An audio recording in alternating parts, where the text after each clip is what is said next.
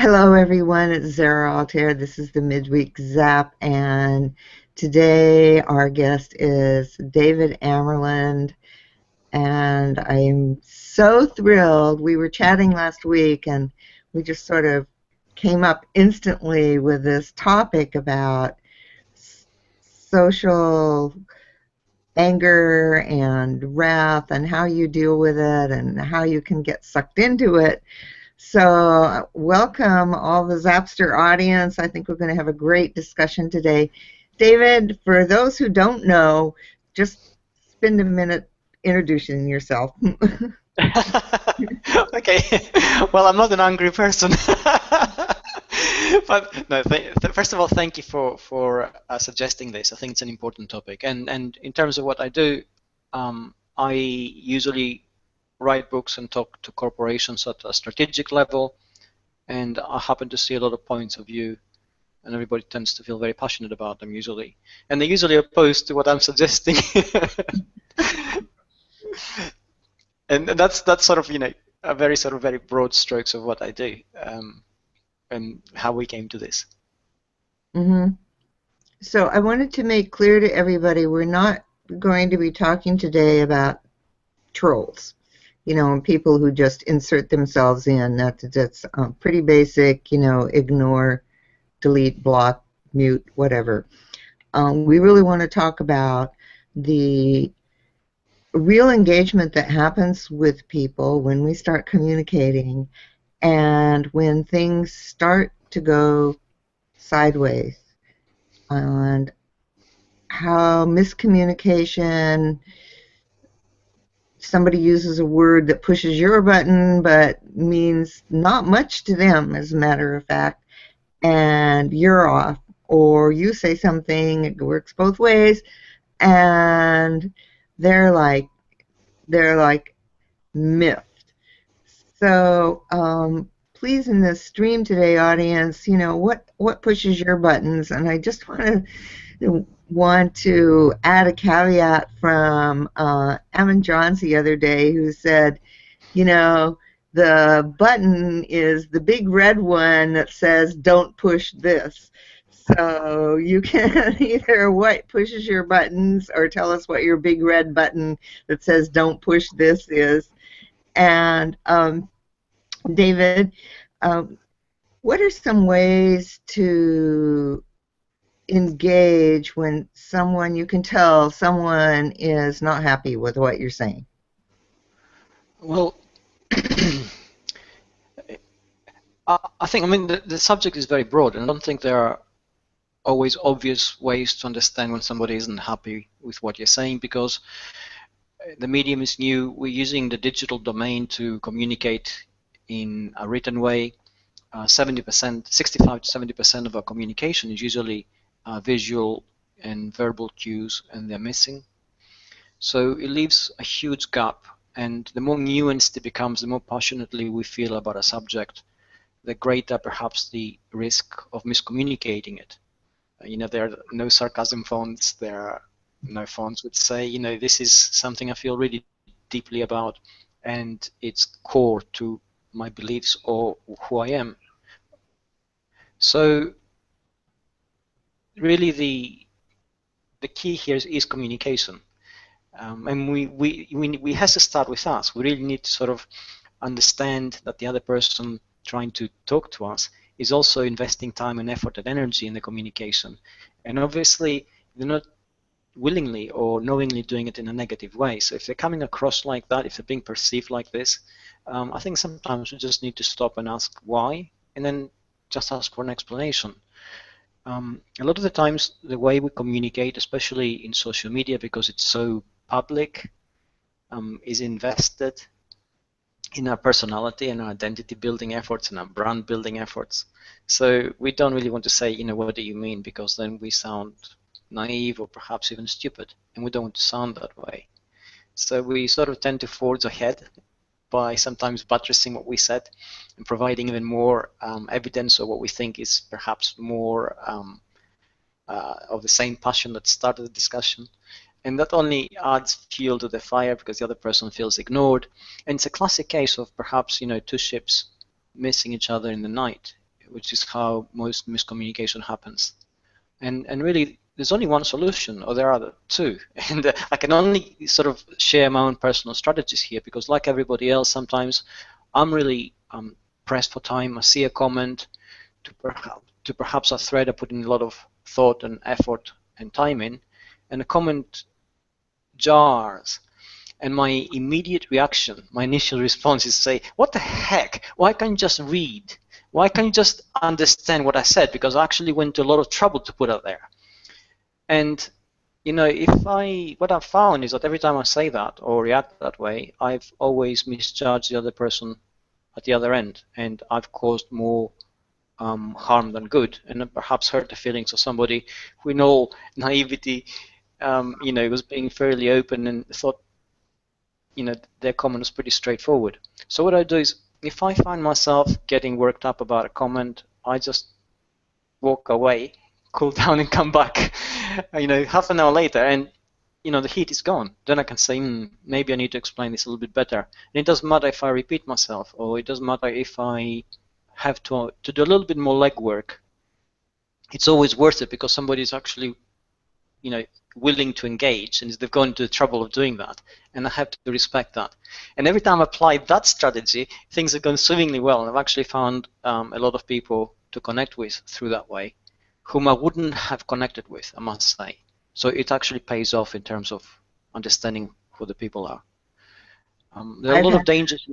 I've had that same experience where it seems to start to go, you know, off in this direction, and I'll pull back and think about what they said, because I really agree with you. It starts with you. It does start with you when you're having a conversation, and that listening and really thinking about what the other person is saying is so important to furthering that real communication.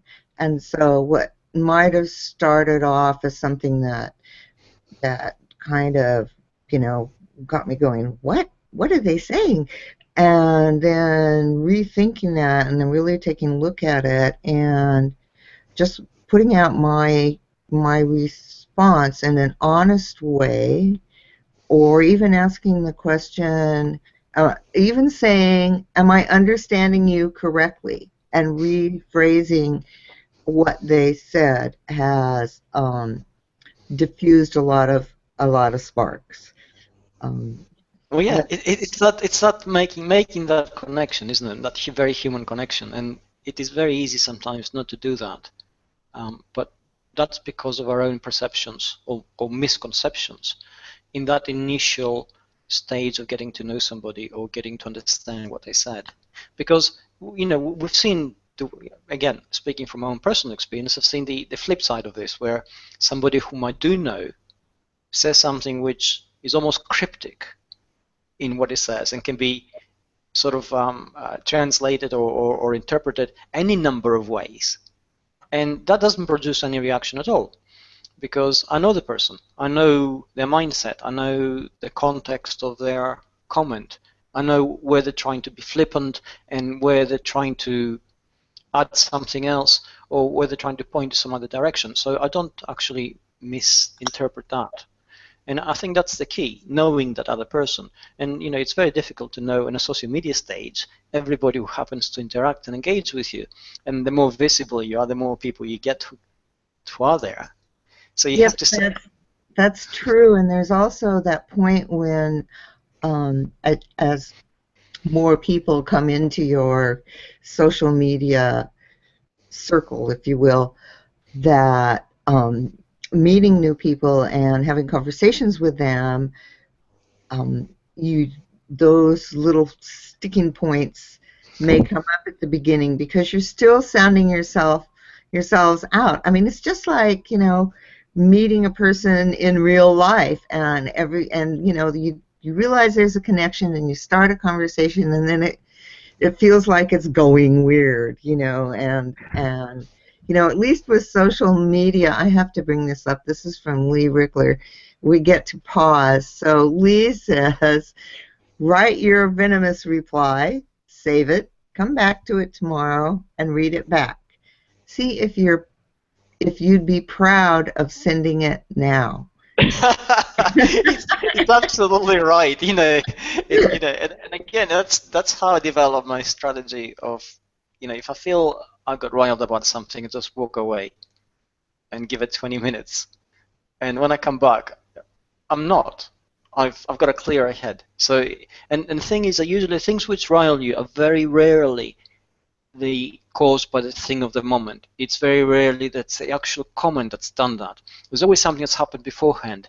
You were tired, you were stressed, too many things happening, you thought something else, you perhaps just come out of another thread where you gave, 1,000-word reply to somebody, and, you get into another thread and somebody says, oh, how about that? And you think, I've just spent 1,000 words doing it in that thread, but that person doesn't know that. You know that.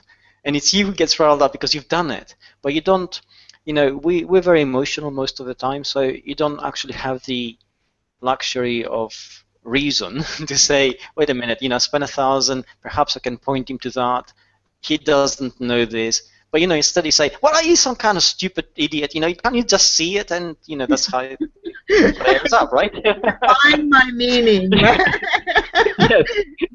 All in caps, all in caps. Yeah, and then Rick has another follow-up to what you said, David. He says, when we buttress our own position, we are also digging trenches and getting ready for war. The other person sees it that way and brings on the bigger guns. I agree with you there, David Amerland. Viv is absolutely right, and he's no stranger to social media. And he's absolutely, here's the thing, and we're setting aside, we need to stop and understand the process. The moment somebody says something which then makes me go off and do my research and come back with 1,000 links and little things pointing to everything, I'm invested now, reputationally, in that comment. And what I've put there is not really a reply, it's a counterattack to shut them up and tell them, read all this. So whatever they say next is never going to be good enough, really, unless they say, I agree with you. And that sort of seems to negate the whole point of the conversation. So I think, these processes where we get defensive, we circle the wagons, we put up our first line of defense, and everything else is a counterattack, which we have to defend again, that is not really a conversation. And I think we are learning new literacies in the social media age, in terms of communicating, in terms of actually getting past our own short-term heuristics, which are there to help us biologically live in a world which lived in the past, and we had to react very quickly to attack a counterattack. And we need to realize that we have now the luxury of time to actually think, and we should think always. And this is something which we have to force ourselves to do, because it doesn't come easily and it doesn't come naturally sometimes. And we all struggle with it. I'm no exception, which is why I have this rule that if I get really riled up about something, I just walk away and think about it, and I think, what was it really? And 9 times out of 10, it has nothing to do with that particular situation. And the few times when it does, it's total misinterpretation from my part, because I bring in my own stresses and misconceptions, and the moment, if you have a black day, everybody seems to be sort of glaring at you instead of looking. And that's you. They're not, they're not really glaring. So that's how that's how I find it works best for me. I really agree with you about the luxury of the time that we have in social media. That it's a luxury, and I think that's why we're used to in face-to-face it's right now. But in social media, we do have that luxury of time where we do get to, get up, walk away from the desk, do 10 push-ups, whatever it is, and come back with a clearer head, and re-look at what that other person said, and re-look at what your real, say, intellectual responses are as to your, fired off first emotional response. So I really thank you for bringing up that luxury. I think we all need to indulge in that luxury. And then Jessica Maynard. Hi, Jessica. Thanks for being here. has a statement. She says, I have actually had a fan on Facebook address something that kind of irked me before I did, and that was nice. But that started with creating a community, and when someone posted something that was completely off our beliefs, she just said, hey, we're supportive here. I couldn't have said it better. Exactly, yes. I mean, that just goes to show, the kind of communication environment we actually live in now, and there's a lot of things to take into account. And having, if we go into the very preconceived ideas, I think we're only setting ourselves up to fail, essentially, because the people we are communicating with most of the time don't even come from our own cultural mindset. So the gaps in the connection are even bigger than they are in a sort of normal context. And unless we're prepared to work to bridge those gaps, they're not going to be bridged automatically, and the conversation within inverted commas which we're having is only going to end up in what a lot of the times we call trolling, and it's not. Trolling, I mean, I'm very glad you mentioned trolls at the beginning, because there's a very hard definition to trolling, and it's not people who don't agree with you. It's not even sometimes people who let things get out of hand and they become a little bit abusive because they're so passionate and things just escape from them. Those people usually we can actually connect with and say, hey, let's actually talk about this. Trolls are people who are there to get a reaction simply by being purely negative. So whatever you say, it's going to say the opposite. And it doesn't matter to them what you say. It doesn't matter to them what your position is. It doesn't matter to them whether you meet them halfway or not, because they're not interested in any of that. They're interested in the friction. And those people really, they have a particular mindset which is sometimes hard to understand. And in many ways you have to feel sorry for them because they isolate themselves from that conversation. Oh, I just so totally agree, and I like your full-on definition about trolls, because their aim is friction, and there's plenty of friction in our lives. We don't need added independent friction creators. That's right. Life is hard enough. That's right. Really. Glenn Jewett has a comment here. Before the reaction sets in, I try to reread and be sure that I have truly understood the comment. If there's any doubt, I chalk it up to misinterpretation. Glenn is absolutely right, and that's what we should all be doing. And the thing is, we know that. This is like, it's like, cigarettes are bad for us and too much salt is not good, and we know what we do, right? A lot of people still smoke and a lot of people have a lot of salt on their food.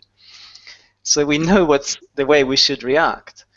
The thing is, unless we actually have a coping strategy, we're going to fall into that trap, because it's fine here in this environment where we're all calmly discussing something we pretty much agree on, to discuss it and agree on it, because it's the environment. But you take us out of this into a different kind of context, and then that's when things usually go wrong. So unless we're actually prepared, if we have that strategy ready to play in our minds, what we will get if we don't have it is a knee-jerk reaction, with with probably the emphasis on the last 3 letters of that word, last 4 letters. So it's that kind of thing that we need to be prepared for, and this is part of our social media literacies. This is the way we sort of should be prepared to move forward and connect with the people we actually talk to.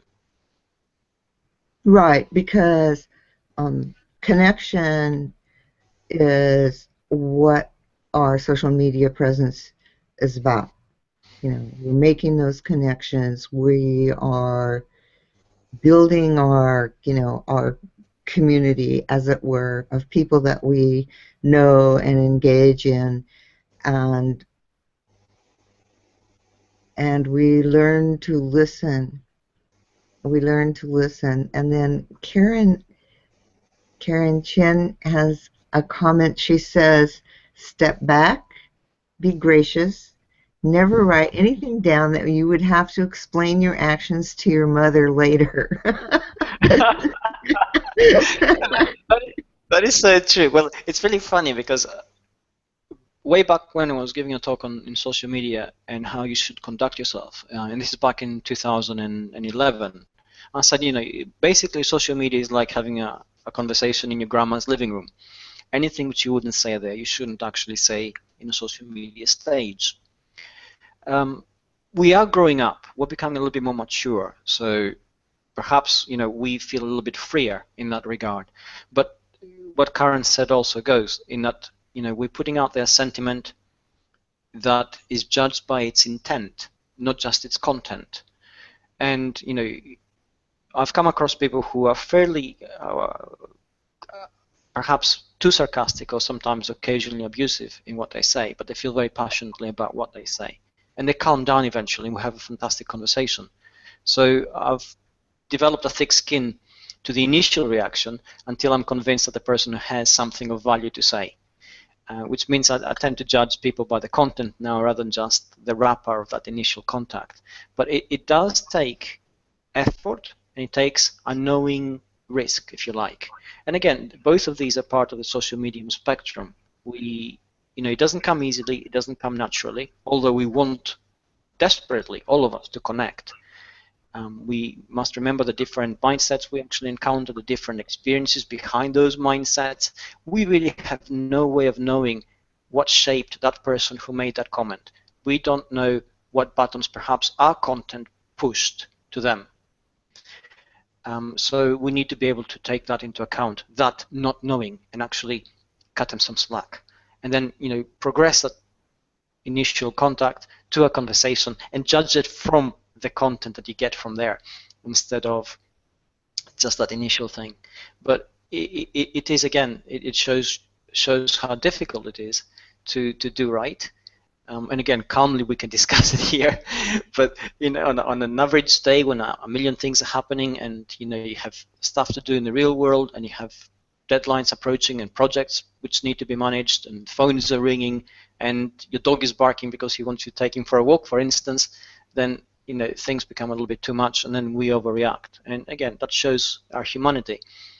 And perhaps there's the lesson to be learned, that ultimately we're all fallible and we're all human, and we need to all cut each other some slack in that kind of context until we can actually understand what's happening.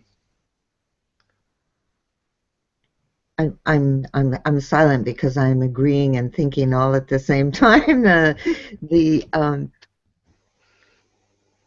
We're in this social world, and for most of us here love this social world and are embracing it. And at the same time, as you mentioned earlier, we're all learning how to be here. I know when I got up this morning and I was thinking about, I love that comment about, have your mom read it, because I was thinking about, common courtesy. How much does common courtesy come into play when we find ourselves in those situations where we don't quite understand what the other person is saying, or it is pushing our big red button, that we need to step back and, as you mentioned, David, it starts with us, and take a look at ourselves and look at where our responses are coming from. Yes, absolutely. That was a very 60 statement, but no, not at all. I think it's very topical, and in many ways, the history of the past hasn't been lost. We're learning all the time on the basis of it. Not too long ago, a couple of months ago, I did an article where I said I no longer listen to the tone argument, and essentially the tone argument is that somebody reacts to something which you said, but your reaction is not to what they said; it's the way they said it. And perhaps the expectation for everybody to be ultimately courteous and very polite is a little bit too much at times, because again, we don't know all the experiences that the other person has had. All we do know, evidentially, is that that person in that particular point in time has decided to connect with you and actually try and communicate. And again, always on the proviso that it's not a troll, in which case it's not really a communication, we owe it to ourselves to try and understand what is it that tick them off, what is it exactly that they are saying, and how are they saying it. And we look again at the content of their reply, of their comment, rather than just what they said, and we try to contextualize it. And I admit it's not easy, especially, and again here I'm going to make distinctions, because I think if you're a woman sometimes it is harder, because there are a lot of issues and sometimes sensitivities which can impact upon that. But ultimately, we all have to sort of make some choices and try and deal with that. So. And then Dave Pipe says, I've developed a thicker skin with the number of music posts I put out in public. I normally sit back and ponder a while before making a comment back to anything snide. Yes, and I mean, here's a classic example, because you can make you can actually create a post that is very knowledgeable about music and put it out there, and people will react not to the knowledge but to the emotional content and context of that music in relation to them and their experiences. And that's sort of it's a classic example of miscommunication, because whatever they say hasn't always been a response to what you wrote. It's in the response to the piece of music you referenced or said or posted, and that's how they take it depending on their own cultural experience of it. So it does take a little bit of an effort to actually make that connection. I must say that ultimately, yeah, go ahead. I was just thinking, music brings out very strong emotional responses. But I've seen Dave in action on some of his posts, and he really uses discernment to distinguish between, the people who are responding emotionally to the music and the trolls who are there to just cause trouble. And I've seen the trolls go away on some of, he just, makes them go away on the posts, and the other posts are still there. So, and I think part of that is Dave puts out a lot of content, and so he has a lot of experience with dealing with the emotional responses that people get to music on a regular basis. Well, and I like his wise saying, sit back and ponder. Well, yes, indeed. And again, that comes down to that luxury of space which we need to give ourselves before we actually respond, unless we're really confident that we have understood the content and the context, and then there's no real case of miscommunication. But in that case, we wouldn't probably be feeling very strongly about it ourselves. So every time we react, there's a reason for it. We need to understand it first. Yes, and then here's a comment. I'm going to bring this up because Adam is new to Google+. Adam Fleurant. What do we do to a troublemaker's comments where they are aimed at making us mad? If it's all just insults, do we report them and block them? And we addressed this really quickly, Adam, at the beginning, but I wanted to bring it up because for people who are new to Google+, it can be extraordinarily bewildering. Yep. Okay. I mean, there are several different ways of actually dealing with this, Adam. And the first one is to actually understand the context of their communication. If all they want to do is make you mad, usually if you ignore them, they go away because they want a reaction. But if they just persist and they become troublesome, then you can just report them and block them, and that's it. And if you block somebody, this is what happens. They can no longer see your content. You can still see theirs unless they block you back. So really, what you've done is you remove the value of your own engagement and work in a social media stage from their stream. So they're the poorer for it. At the end of the day, what enriches us really is that connection, the ability to see other people's posts, to share with them their ideas and their opinions and their passions and their comments. And if you remove that from them, essentially you're removing your presence from their sphere. And if we all do that, because this is the ultimate result of that kind of contact, they end up being in a box. And you can yell as much as you like in a box, so it doesn't really matter. And that's the whole point of this. The other thing, of course, is to try and, depending on how the conversation goes, and you have to be the judge of that, is to try and actually connect with a person, understand the context of their interaction. If there's something which made them mad because they misunderstood or misconstrued or misinterpreted what you said or what you wrote, then perhaps there's room for engagement and conversation. But it always comes down to a case-by-case basis.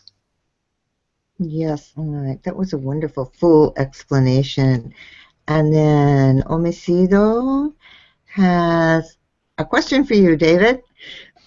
He says, a study found that anger is the fastest spreading emotion on social media. Why? Why is anger prevailing over joy? That's great. Yes, it is, but also there are countless studies which show that on the social media plane, we tend to be nicer generally. And the reason we tend to be nicer is because we have that ability to disconnect if things get too hard, and we all feel a little bit safer because at the end of the day, you're at home, you're not in a public place. So, you can afford to be a little bit nicer. But now we ask, why is anger easier to spread than joy? Well, for many reasons. One of the obvious ones is that we're all frustrated all the time at many different things. And essentially, anger is like the broken window syndrome. It gives us the permission to be angry. And it doesn't matter what you're angry about. You just leap on a bandwagon and just let everything externalize. And that's an easy thing because it feels good. You feel it's a catharsis in many ways. You get it out of your system, it's out there, and you've got somebody to blame, because whenever somebody's angry, there's always somebody to blame. So things are very black and white and very polarized.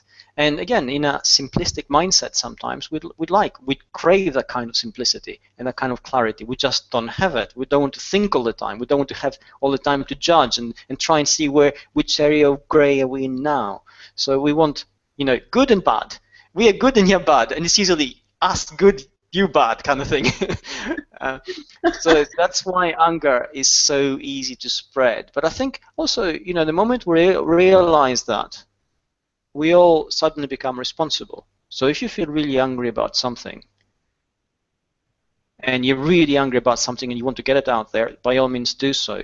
But back it up with facts. Explain why you're angry. Don't just say I'm angry because, them and us. It's not that easy anymore. Explain all this and then give everybody the opportunity to actually intellectually assess your anger. And if they resonates with their own and they leap on it, then you also found alliances and friends who may actually get somewhere, because anger points which match other anger points probably are valid and something we should be addressing. And instead of simply emptying ourselves out there, feeling better for having done that and having achieved nothing. It's a really important point. So look how we resonated last week, David, when you mentioned stoning. Oh yeah, that was Spanish newspapers, yes. And then we're coming to the end of our time, so I'm going to bring up one more post. This is from Sally Sue Ember. And she's replying actually to Vivek, but she says, if it's a personal attack, I ignore it and block. If it's oppressive or unjust to a group, I speak up, regardless of the effects on the troll, because I am an ally for oppressed groups, whether or not I belong to the group being maligned. Okay, Sally makes a very important point here, and I think, personally, we have the leeway to sometimes just ignore things, let them go, and just get out of the conversation. And that's our own personal choice. The moment we witness an attack on another person or another group, then it becomes an issue of justice, perhaps, and there we really are obligated to have some kind of opinion. It's a public arena we're on. We should not turn a blind eye to things like that. And this is part of our, perhaps, social media obligation in terms of these things. How we address it, of course, is key. We shouldn't sort of get another mob together and try and fight fire with fire, because that leads to nothing. But if it's a real troll, then that is a wasted effort, because trolls don't care about the position. They don't care about the logic behind it. All they care about is the the friction in the interaction. So, you know, however you position that, however, whatever logic you bring into this, you're not going to get anywhere. Trolls are easier just segregated into a box and thrown into their own little enclave, if you like. So again, this is a judicious kind of judgment that you have to make. And you're right, it's exercising our own personal responsibility for creating the social media environment we want to inhabit. And for that, we are all responsible. And thank you for bringing it up. That was just a really wonderful point about the social part of being on social media. That was a very great point, Sally.